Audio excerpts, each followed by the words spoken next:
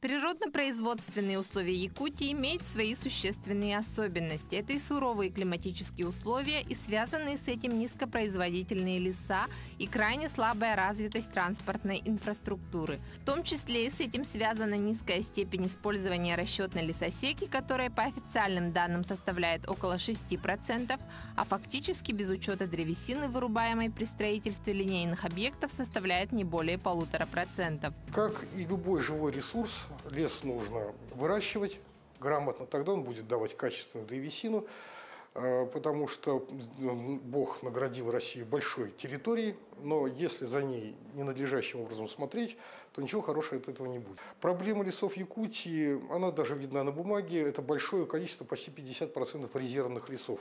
Это те леса, которые в основном не играют экологической роли.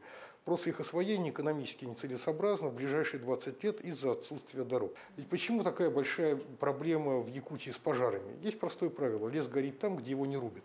Он должен каким-то образом обновляться, он живой. Если мы его тушим, значит мы должны забирать спелые перестойные деревья. Другого способа обновления у леса нет. Сейчас рубленные дома уже начинают уступать таким, как панельно-каркасное домостроение, еще называют канадская технология. Таких технологий много. И современные технологии позволяют при гораздо меньших затратах древесины производить, скажем так, гораздо больше метров квадратных жилья. Это экологически чистые дома. Вот. Только единственное, что мы берем не массив древесины, да, то есть не кладем бревно на бревно, а из бревен выпиливаются доски, из этих досок сколачиваются, строго говоря, вот такие вот пустые коробки разного сечения. Эти коробки заполняются различными теплоизоляционными материалами современными, как базальтовая вата, например. И надо сказать, что в силу, наверное, экономического кризиса и ориентации на импортозамещение уже очень много этих материалов производится в России, производится и дешевле, и качественнее, даже по мнению многих лесопромышленников, чем за рубежом.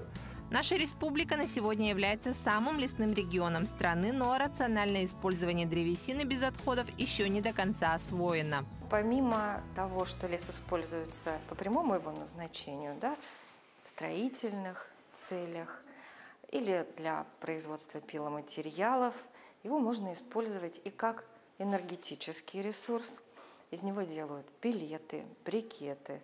В Якутии пока еще эти технологии не пришли. Целлюлозно-бумажные комбинаты чуть ли не самый большой процент приносят в ВВП страны. Также проблема поражения древесными грибками деревянного домостроительства, к сожалению, очень распространена в Якутии.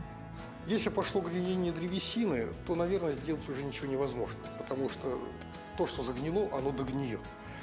Как предохранить дом от этого? Для этого есть всевозможные. Пропитка обычно обрабатывают, когда дом собран. И если нефть, газ, алмазы можно запастить для будущих поколений, то лес запасти невозможно, потому что он живой, и в холодильник его не положишь.